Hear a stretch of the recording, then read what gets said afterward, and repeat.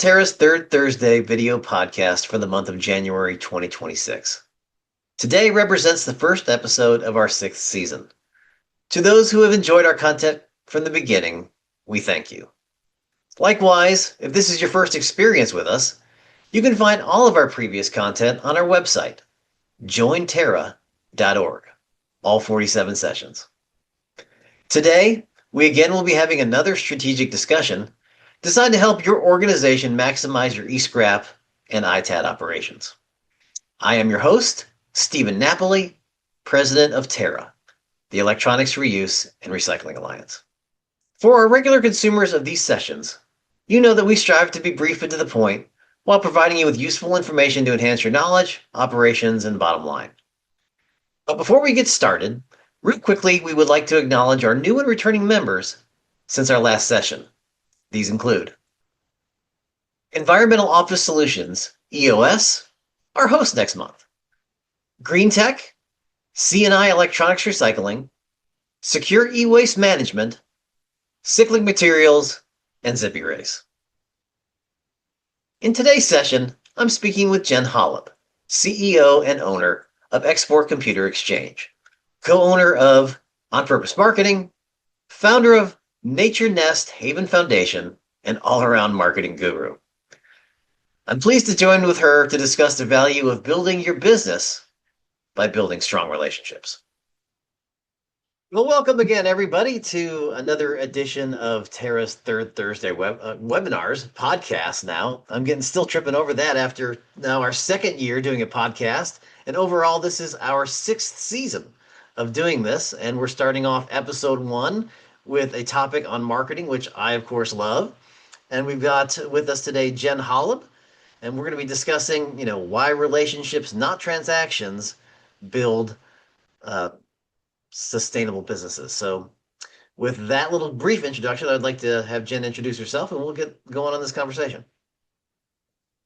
Well, thanks, Steve. Always love talking to you and talking about marketing and business in general. So yeah, for me, I believe that everything is relationships. So I currently am the sole owner of Export Computer Exchange. Congratulations. Thank you, thank you. 9 years in the making. So Export Computer Exchange has been around since 1997. I worked for the company in the early 2000s and then ended up buying it 2017. So here I am on my ninth year. And Export Computer Exchange focuses on Central and South America. So we are shipping ready for reuse equipment to Central and South America. Very much our niche, and also it requires a different type of marketing and business transactions. There's a lot of places around the world where it is more B2B, it's very transactional.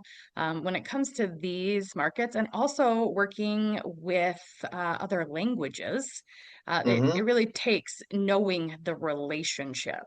Um, to actually secure the transaction. So, not that I'm trying to cut out transactions at all. We are a for-profit organization.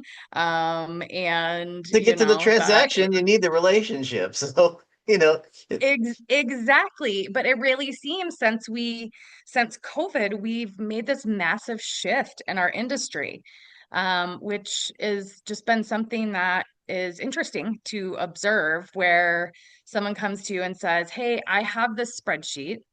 I need you to take everything on it. The spreadsheet may be a complete mess. It may be missing information. It may have 106 columns with different notes in it, spelling errors. It may have all these different things, but I want you to send me your best offer by this time for a take all." yeah. And I believe that that's really made it transactional, and it shifted from that relationship where the relationship says, "Oh my goodness, here's Jen. She wants to buy over and over and over from me." And she can look at a spreadsheet and say, "Hey, this may not even be worth testing anymore, or maybe it's worth taking out a little bit of the memory and selling Mhm. it at this much and getting the money that way. Or maybe it makes sense to like for some of my areas, specifically like sort out Dell, because you can get maybe 10, 15% more when it's an all Dell lot to these certain countries. Or even the fact of like some of them have tariff breaks where when you're sending a complete set, meaning the computer, the LCD, and the accessories, the components, you can get maybe 15% more because they're saving 19%. Right. And so, these things, it's like really that strategy. I think we've also not only taken out the relationship part of it, but also the strategy for long-term success. People are trying And to make it it's simple, and they're just trying to, it's like where you can maybe be more intelligent, use the relationships that you have, and shop your equipment to more places and to people that know, different markets that you might not know, and get a higher return on that material than just kind of well, throwing out that blind, spreadsheet to whomever is on your distribution list. Well, yeah, I mean, you think about it. So, say I get a spreadsheet and it's got all these different generations on it, right? So, you get this, and someone really, really wants, we'll say that 12th gen, because that 12th gen they can make a good dollar on. But then they're also having to take maybe fourth gen on this spreadsheet too. If you don't think that they're discounting to take something they don't want to get something they do want, and then that also really does open up the fact of how much more waste are we actually contributing? Because when they buy this lot to get these 12th gens, but they have to take these fourth gens, what do you think's happening to those fourth gens? Are we Right. really fulfilling our mission of reuse, or does this just turn into waste somewhere else? And so that's one of the other things too, is that really looking at that, because there is still a market for fourth gen. And there is a market for 12th gen. If we would just be sorting things that way, we're going to get the full dollar for the fourth gen, and we're going to get the full dollar for the 12th gen, and we're going to know that they're being reused.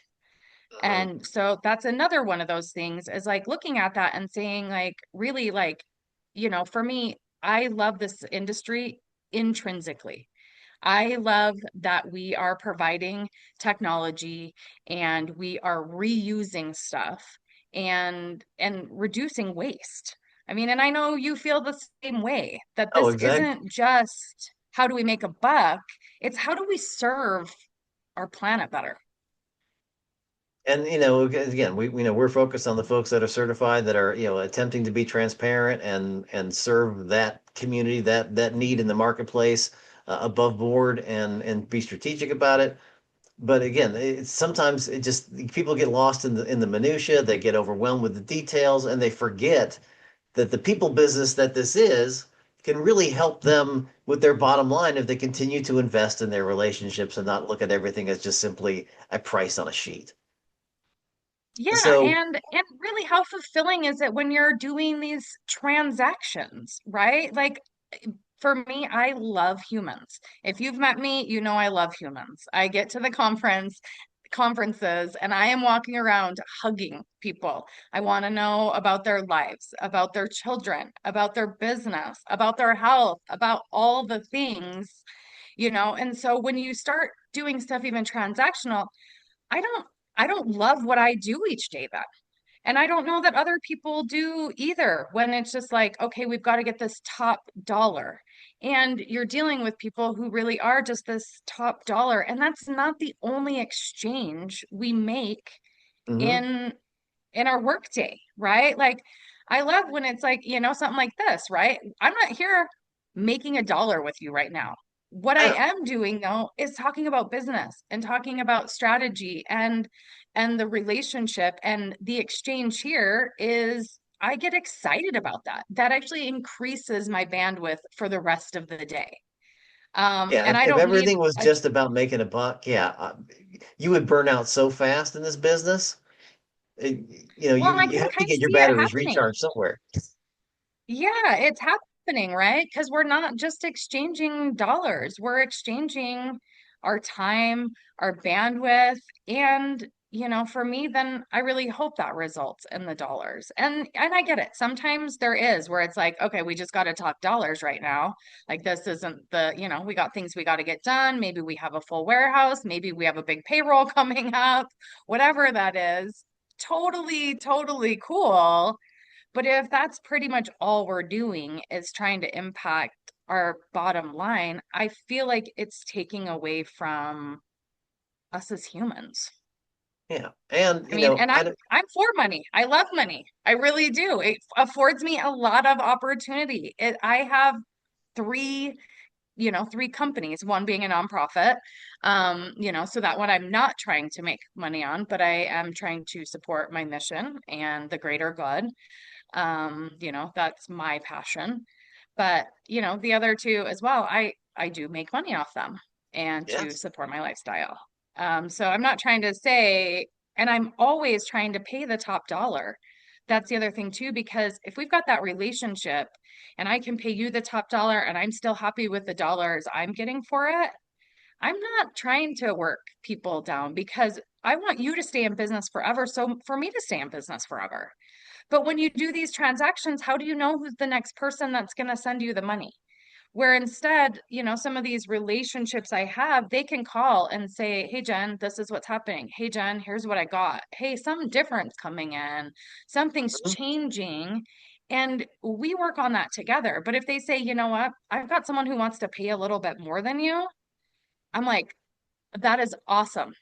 Like I yeah, am I sometimes sad that I don't get the transaction or I don't get to fill a need to my clients? Yeah, sometimes I'm like, that sucks for me, and I'm so happy for you. Yeah. I mean, the thing is, in life, you can't win them all. But what you can do is, I know when, when I direct talk with somebody or recommend somebody to speak with you, they're getting expertise in, Latin America, the South American marketplace, but they're also getting somebody who understands marketing, who understands this industry, who comes at it from a different perspective. That is somebody that can help them just beyond that one small transaction that they're talking about today. And that's what Yeah. I think we got to get away from is people thinking about just what's in front of them at this very moment and start thinking about the future and start thinking about how they're going to be perceived in this industry, how they're going to transact in this industry over the long term. And that takes, strong relationship building. Well, and that's where the sustainability comes from, right? Not just the sustainability of the dollars, but the sustainability of you wanting to stay in this industry because this industry is not always the easiest industry to be in. We have a lot of factors, influencing and impacting us, which, I mean, thank goodness for all the different associations who stay on top of that, who share that information, who advocate for us because yeah, this this is more complex than, the coffee shop down the road. Right. And it just it takes we haven't been around this long because we, just do the transactions. And there's just so many people who are impacted by this industry too.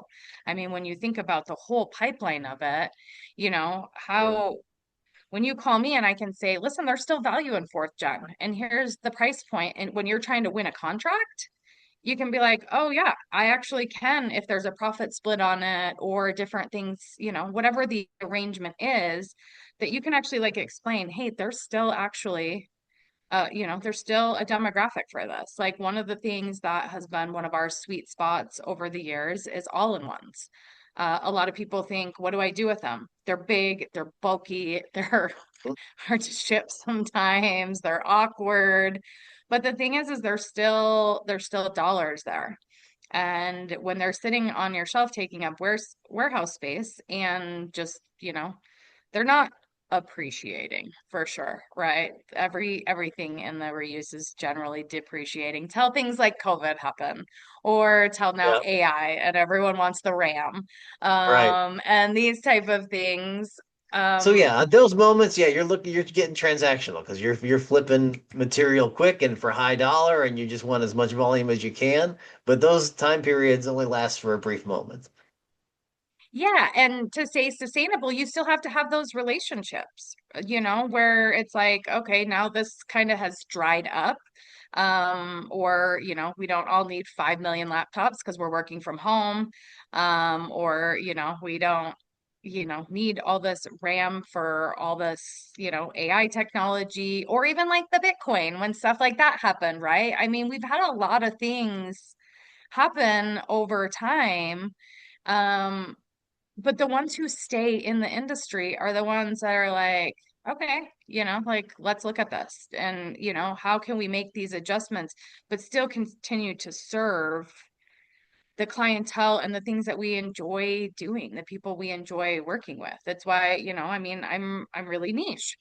Um, and I can't tell you how many times people have tried to change my mind about what I do.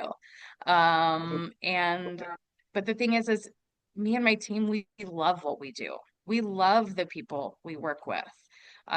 We don't feel burnt out regularly. Not saying it never happens, but for the most part, we love it. Yeah. Even if we are having to take a spreadsheet with 106 lines and cleaning them up, and that's the other thing on our team too, is that we don't just throw stuff out and see where it's going to stick. We really take that data and say, hey, here's what our customers are looking for. And we make sure we answer all those questions before we say anything to anyone. And I think that's what's not happening with these spreadsheets either, is that, I mean, is anyone even doing a quality control on it before it goes out? Yeah, without You a know, relationship, how do you trust even to bid properly on that equipment? Because if I don't know you and you just are saying, "Hey, here I've got this stuff," I'm not going to be, giving you top dollar because I don't know what I'm going to be getting back. Well, yeah, it's hard to trust. Plus, you also like that is shifting it onto the customer to do the work. So when you send me the spreadsheet and say, give me top dollar and bid, and I don't even know what my chances of getting it. I don't know if you sent that out to 100 people. I don't know if you just sent it to me. And a lot of times you don't get a response back to emails. I reply back generally like, here's how I operate. If you're interested, let's jump on a phone call. Mhm. Let's talk about it. Is this a good fit or not too? Because again, and I'm just not sending it. My clients would never see anything like that from me. They would think that maybe, so You lost your I got mind. hacked. Because that's not me providing the service that I'm committed to providing, Yeah. right? And even though there's products involved, I do believe we're all service based. And if we're not service based, I don't know what we are. No, no. We're just a posting site. We're just, just a broker bin.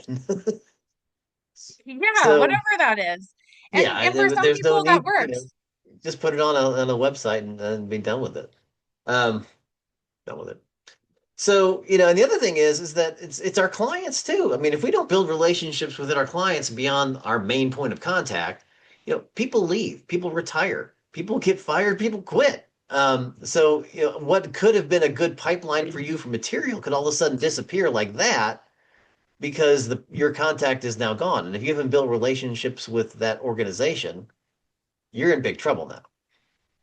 Yeah, So, yeah. I you mean, know, you want them to know your name and you want them to know, like, I mean, the places that I do business with consistently, deal after deal, multiple a month, their staff and all that know my name. yeah. I've been in, I've sent pizza, I've sent chocolates, I've, you know, went to a show with them when we're at a conference, things like that, because yeah, there is that kind of importance, that importance of having those relationships and also being like, I know that there's a lot of humans, not just that one person you talk to, right? That one Mhm. person, great. My relationship with them is probably a little bit different, because I talk to them more often. Um, but again, there's just so many people and things in the pipeline too. So what do you do then? What's kind of like your most consistent like activity that you do to build rapport and a relationship with your business partners? But it's conversations, right? And, conversations of first, are we a good fit? Here's what I do. Here's what, my clients' needs are, which essentially are then my needs. Does this work for you? And also, I do share prices right away. That's one of the things. My first thing is, hey, let's have a conversation. Let's see that we, operate similarly, that we, like talking on the phone to each other, some sort of, that, yeah, I'm not gonna like dread when I see your name on the, on my caller ID. I don't want anyone to dread when they see my name on the caller ID. Hmm. Do we have like aligned organizations? And then the next thing I do is really send the dollars because that's the next thing that's going to happen. And I'm not trying to waste anyone's time. And I don't want my time wasted either because, I believe the relationships first y- and the amount. So if my prices don't work for you, no big deal. Like if you've got someone else who pays more or a different process and it doesn't fit for you, awesome. And I want to know that right away too. If it's not going to fit for us, I don't want my team over here. I think that's where it turns into kind of the hustle culture too. Hmm. We're not over Exactly here right. hustling, I mean, we work hard. Um, we definitely do, but we're just not designed There's a to mentality hustle. shift. There's a difference between, again, trying to get that maximize that dollar for every single moment versus being a trusted advisor, somebody who can help, somebody who can bring more insight to, the transaction beyond just that single spreadsheet. And be somebody that, when you do get something weird in, or what do I do with this, or should I bundle these items together and separate this out? What's the best strategy for that? They can, reach out to you and have that conversation. I know they're going to get sound Yeah. advice, whether or not you get the ultimate deal or not. Yeah. I mean, there's plenty of times where people have like, they've got a client and let's say they're mainly in cell phones, right? Maybe that's their thing, but they've got a client that's like, I really want someone who can also take my systems. And so they don't want to lose that contract. And so they call me and they're like, okay, Jen, here's where it's at. Tell me where prices are. And I'm like, okay, today's price is here. Here's best case, here's worst case, right? Because a lot of times the contract, you're not picking up the equipment tomorrow. Maybe you are. But for the most part, you've got maybe a few months lead time before it's actually ready. So I get a lot of stuff where it's like, hey, I'm either expected to take this and maybe I've got a profit share or I need to know like what my costs are going to be on this contract. If there's data wiping, right? There's probably a cost associated with that and things like that. So you don't just walk away from it, or you're not just like, hoping and praying that it's still going to be, the bottom line was worth the effort you put into it. Mhm. Or you don't just walk away because you don't know. And so I get a lot of those phone calls where it's like, Jen, let's talk about, this is what's coming in. Maybe we don't even know exactly the condition. So we're talking about condition, what fallout may be, then we're talking about where pricing is at and that type of thing. And the only thing I ever say is, listen, I'm happy to help you. And all I would like is if you would give me first right of refusal. Like I'm happy to help and I'd like to, I put a little skin in this game. I'd like to see Right. if that can result in something for me. And if they come back and say, listen, I think, I can make a lot more somewhere else. It's usually always like, you know what, Jen, I'll circle back with you on the next one. Like, I really appreciate the fact that you shared this or whatever the case may be. And there's not ever any hard feelings. And yeah.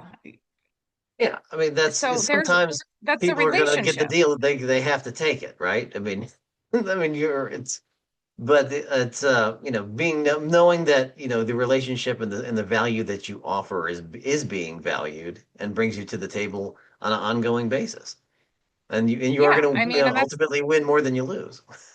yeah, it's rare I ever do one transaction.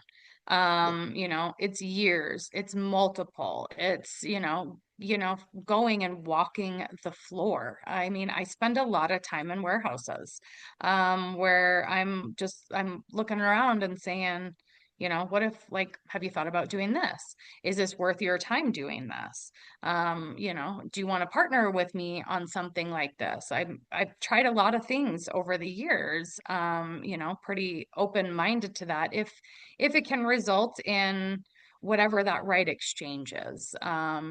Is the time worth the money? Is my bandwidth worth the time?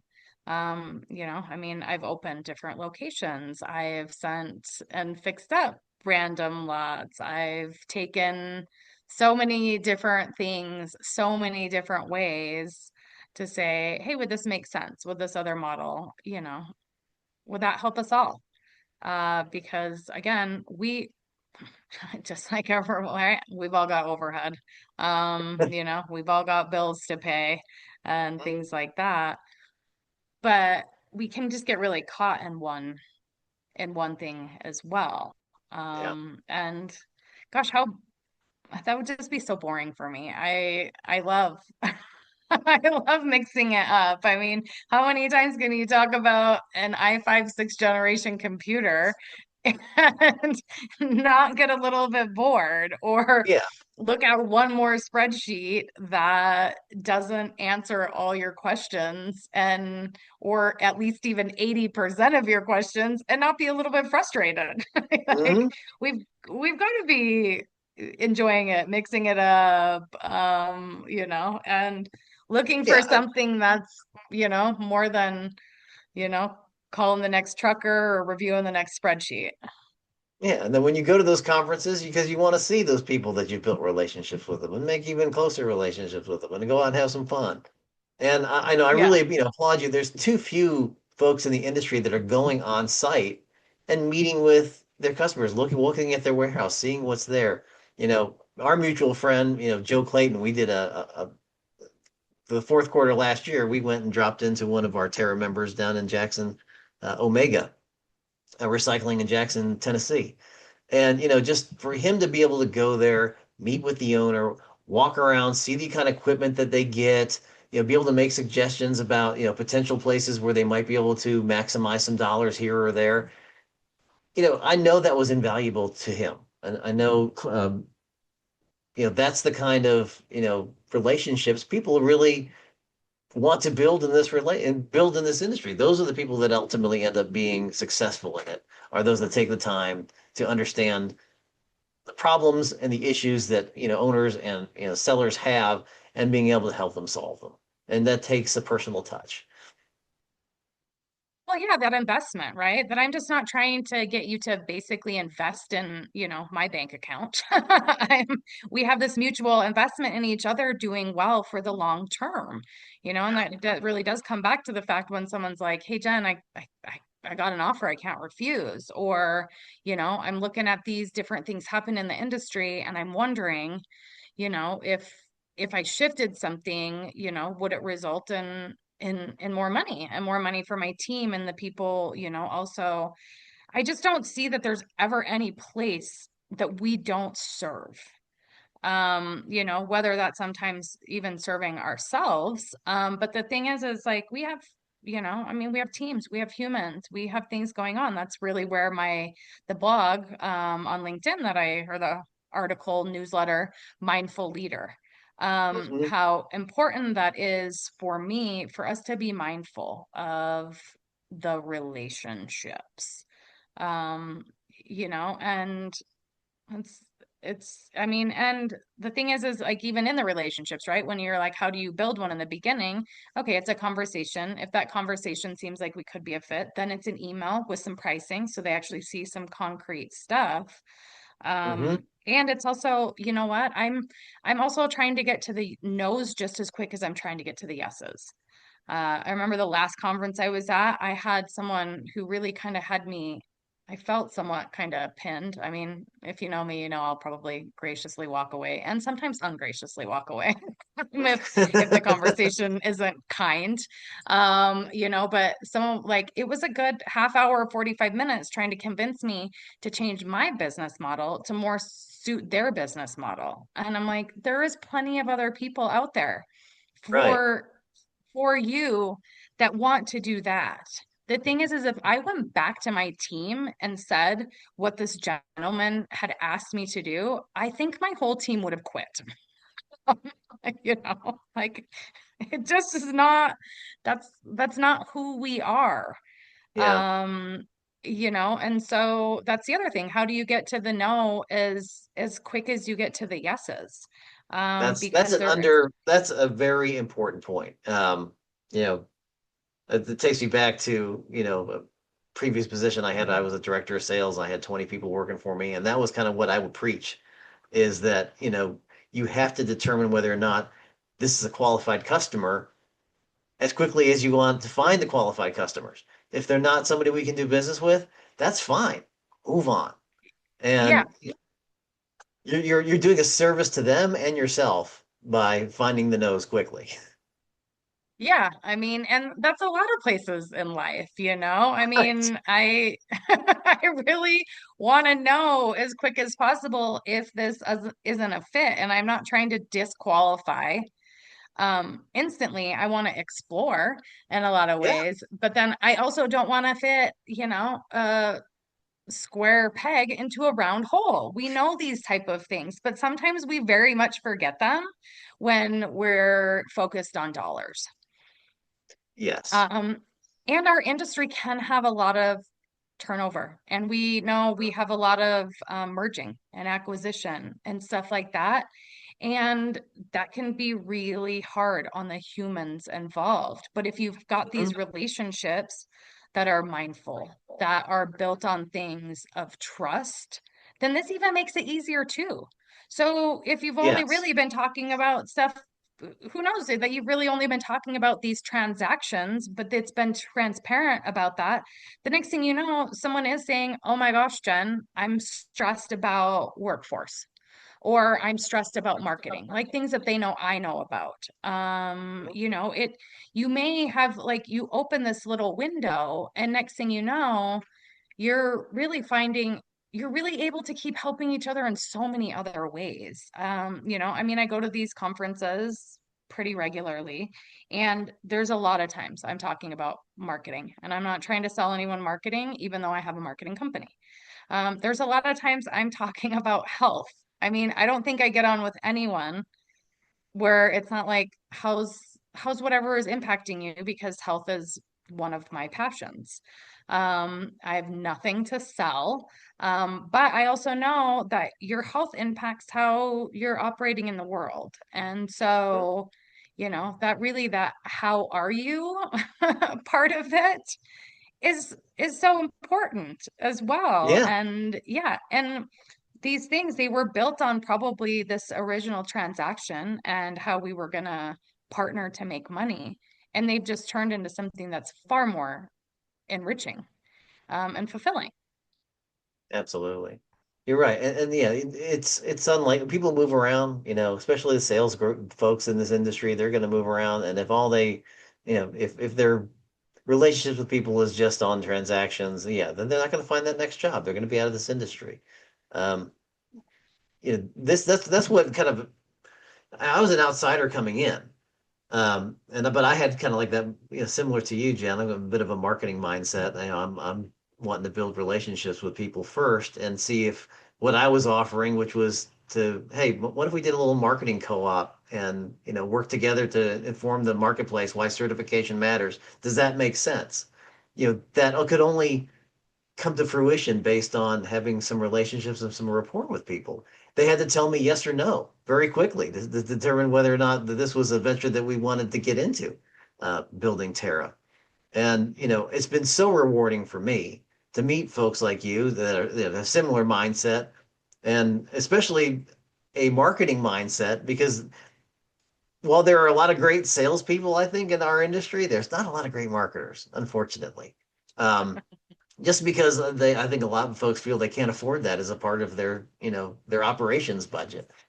But So when I get an opportunity to talk with somebody that loves marketing like I do, that can help the other folks in this industry think about their marketing in a little bit different ways. You know, how their people are answering their phones and how their salespeople are having conversations with folks. You know, that's I think where folks like you, Jen, bring a huge amount of value to this industry because yes, you could have the transactional conversation, but you could have a human conversation, and you can have a marketing conversation, and you can be somebody that is a friend and somebody to rely on in this industry every day of the year. So I thank you for being that for me. And I just hope that other people out there are taking advantage of the people around them, not in a taking advantage way, but as the Yeah. opportunity to, fulfill, enrich their businesses, enrich their lives that, building relationships does. And this is a people business first. And I'd like to see, I love to see when we get all together and have an opportunity to invest in that. And, we got shows coming up like ITAD Summit, like the E-Scrap. If it's been a year or two since you've been or sent some folks, make 2026 a year where you invest in, getting back out there, reinvesting in your relationships, getting to talk to people, asking them how they're doing, and really kind of put yourself out there again. This is a great time of year to, the first of the year to be talking about this. And I'm thankful again for you and for those relationships that I've built in this industry. I'm looking to continue that here this year. But Well, yeah, before we wrap things, this industry can be really, it can be really tough and really cutthroat. And, I mean, I remember when I was in it in the early 2000s. It's interesting to like come back to it now, right? It was before there was certifications. It was also before there was wires or ACH, right? I would fly places with a cashier's check and hope that they really like had it there and that I uh, wasn't gonna get like, mugged stiffed or or like held up for this robbed. cashier robbed. I mean, I like some of the things looking back, I'm like, oh my gosh, this is so awesome that I am still alive to some extent. Um, so, I love the fact that we can connect at these. I love the fact that there's these certifications that people actually have to have somewhat of a standard and it's not possibly like their money laundering operation. There was definitely times I was like, what is really happening A here? And little yes, sketchy. I I'm missed gonna that buy part of the these industry. computers. I'm gonna buy these computers and go. But you get to the conferences and you get to talk to people and yeah, it's really it has evolved in a beautiful way in a lot of ways. And then it felt like we took a couple steps back. And how do we take a couple steps forward? I really think, and that's what it was at that last conference I was at that I was there observing. Um, I was only in there for a short time. It was kind of a last minute decision. I went on my own, which generally I like to have a sidekick with me. And I'm wandering there and I'm looking at this and I'm like, whoa, where did we get away from this like value add, this service, this relationship type of thing? And that was really where this big thing came up because I have been pretty anti-bidding for a long time, but then I'm also the girl that you can call and I'll tell you a number. So to some extent I'm bidding just differently. Yes. But yeah, I mean, the conferences again, I think they're so valuable and flying to people's location and spending the 15 minutes on the phone. I mean, yeah, you and I, we can spend quite a while on the phone, right? We've built a Yeah. relationship at these conferences. We've Uh-huh. never been to each other's locations. It's Nope. purely been conferences. And I mean, there's some other people like that too, where it's like, yeah, we built, these check-ins over the years. I mean, last month I did a transaction or I did a deal with someone that it was literally like 5 years in the making of just being at conferences together. And we never really thought that we were a fit, but we enjoyed each other's company and we'd have a coffee or we'd be at the same table or we knew a couple of the same people, whatnot. We, yeah, found enjoyment hanging out. And then last month it was like, oh, we're going to actually turn this into a transaction, right? We both built that relationship over 5 years. Yeah. It was. and it was like, okay, these conferences they can get kind of long, they can get kind of exhausting. There's a lot of late nights, early mornings. There's, 5 million choices of classes to sit in, and where do you want to be? And we end up in these nice, flashy towns that are, trying to draw us to their other experiences and stuff. And so it's nice to have those people, even that it's like there's not an expectation.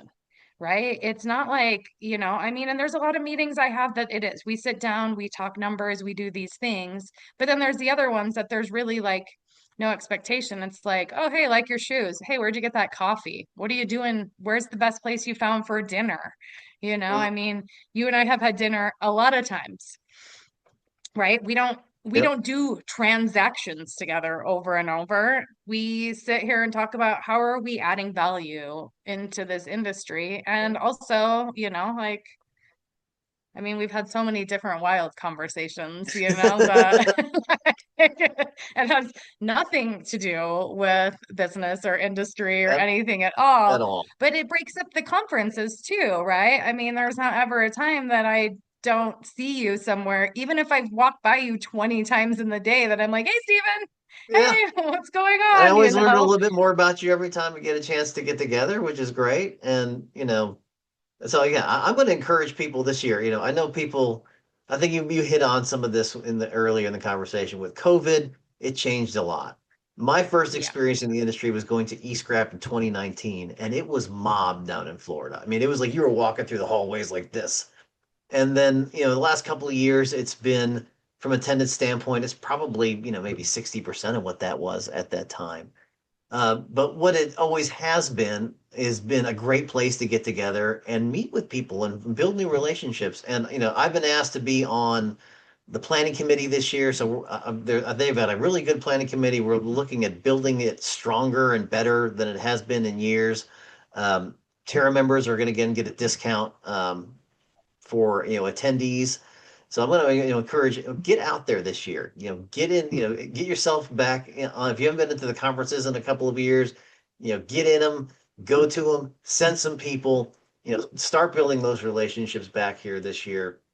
It's going to pay dividends for years to come, like it has been with me and you. I think getting to know each other now for almost 5 years.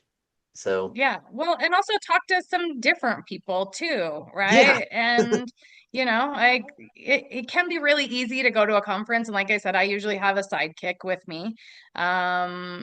Because it's sometimes a lot of energy, right? A lot of Yeah.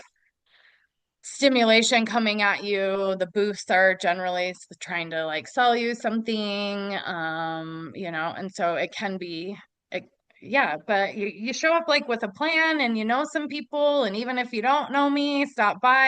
And, one of my things with the conferences, you and I have been talking about that, and I've talked to even some other places, is that some new faces and some new blood, right? I am not a new face or a new blood in the industry. And also there's a lot of times that I am I'm very much unknown, Mhm. because I haven't always put myself out as much. And yeah, I'm going to these places to see these people that I've built these relationships with. But that's even my challenge to myself.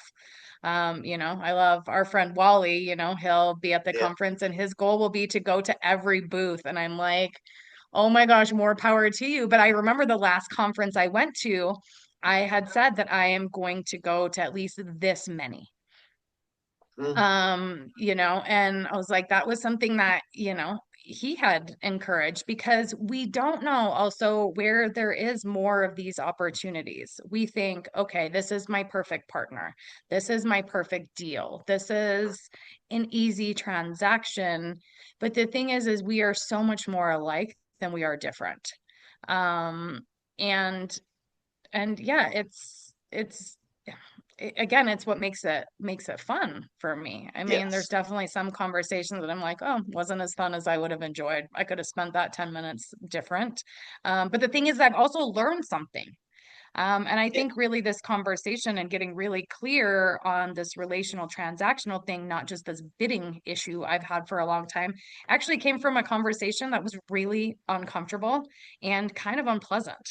And, you know, I stormed off to my room, Yeah. and decided I was changing my cute shoes because it was I needed a little bit of comfort after that.